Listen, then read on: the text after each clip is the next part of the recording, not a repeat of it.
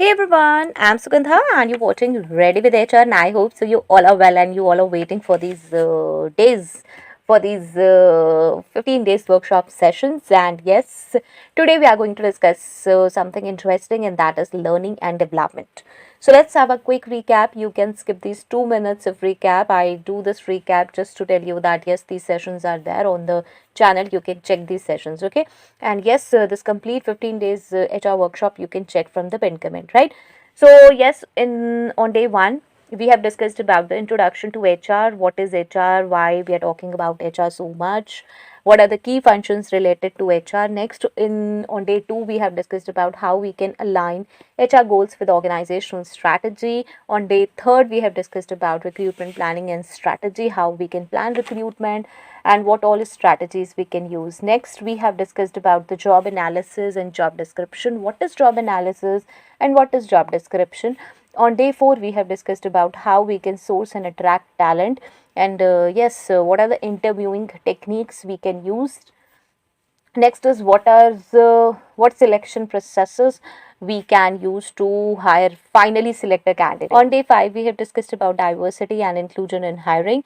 On day 6, we have discussed about employee onboarding and employee engagement, how we can do this.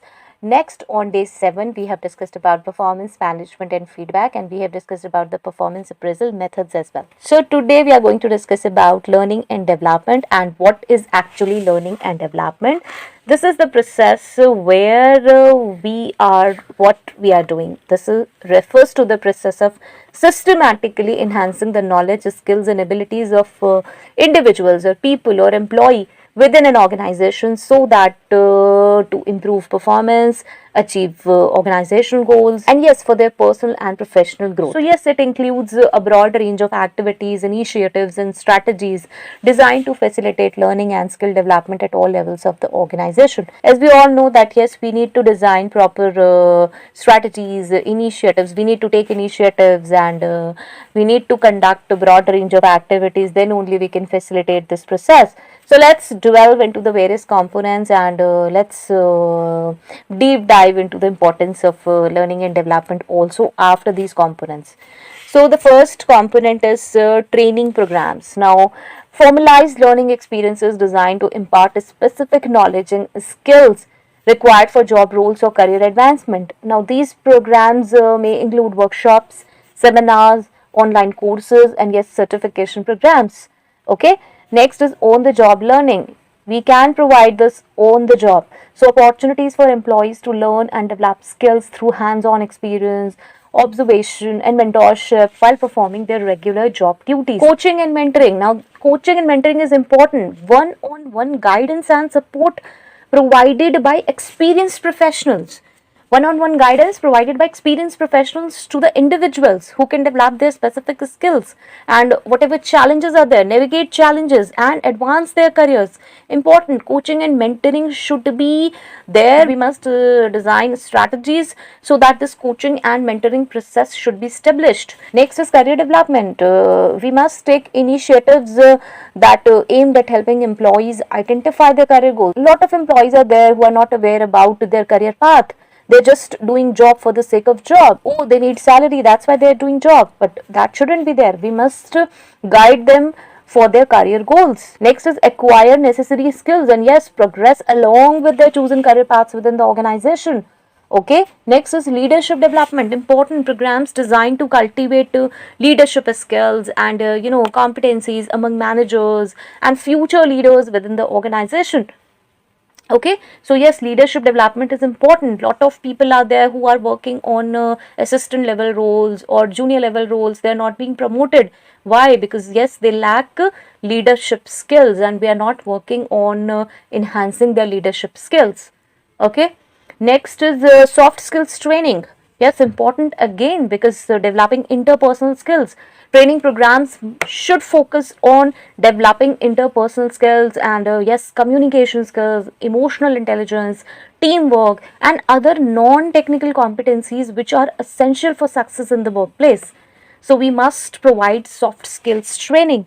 Next is continuous learning culture. Create an organizational culture that values and supports ongoing learning and professional development through through, yes, encouragement, recognition, and resource allocation. Again, I always focus on continuous improvement, continuous learning.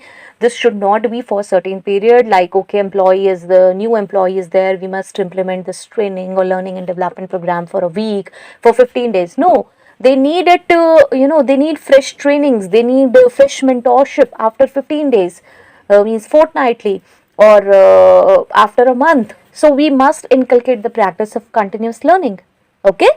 Next is importance of learning and development. What is the importance of learning and development? Up till now, we can understand that yes, learning and development is really important. But yes, we must check this enhanced employee performance. Obviously, when we are providing coaching, mentoring, they're working on their career goals, we are helping them to identify their career goals. So, this is overall growth and development, and that will improve employee performance. So, yes, L&D initiatives help employees acquire new skills, improve job performance, and yes, adapt to changing job requirements, leading to obviously increased productivity and efficiency. Next is talent retention. Again, obviously talent will retain, means don't think that okay, we will provide certain kind of training or courses or certification, then employee will run. No, that's not the case. Even if you won't provide any training, you don't know that employee can leave anytime, right? So you must provide opportunities for learning and growth, and which that demonstrates a commitment to employees development, leading to higher job satisfaction, increased engagement, and reduced turnover rates. Employees satisfied, oh, I'm getting monetary benefits, I'm being paid right, I'm being recognized, I'm being appreciated, and yes, I've been provided learning and development programs, so many trainings are being given to me. Okay.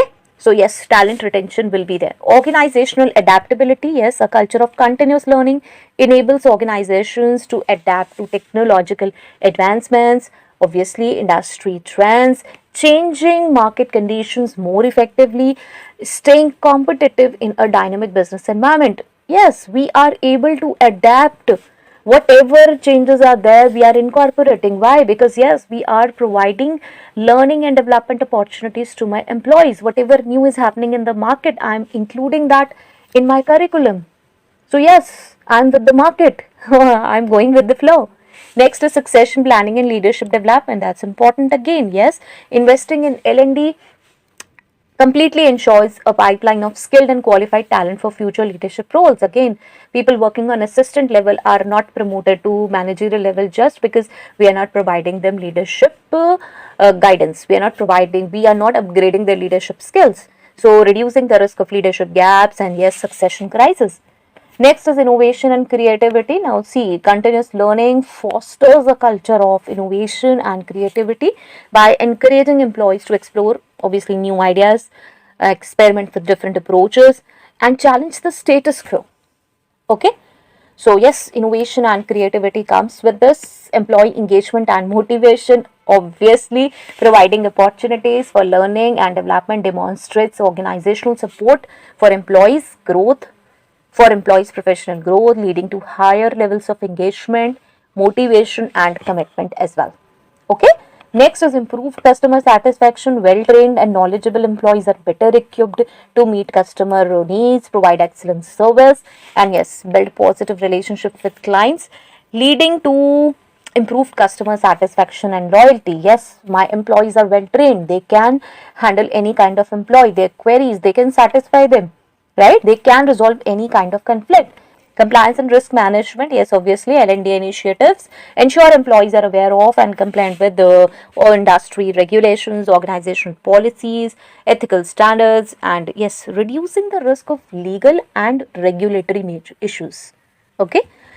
So, if I have to summarize about the learning and development, so yes, it actually plays a crucial role in fostering individual and organizational growth, obviously driving performance, innovation, and employee engagement. So, by investing in L&D initiatives, organizations can create a culture of continuous learning, adaptability, and excellence, positioning themselves for a long-term success in today's rapidly evolving business landscape. Okay. So this is all about learning and development. On day 9, in the next session, we are going to discuss about employee relations and conflict resolution. Okay. And there, yes, again, we are going to discuss about the components and importance. So yes, if it's helpful, please do let me know in the comment section. And yes, 14 and 15 session will be of queries. So yes, you can post your queries related to HR or career job interviews. I would be taking those queries on day 14 and 15th of this workshop. Okay. So yes, till next video, all the very best. Stay happy, stay safe. Thanks for watching. Bye bye.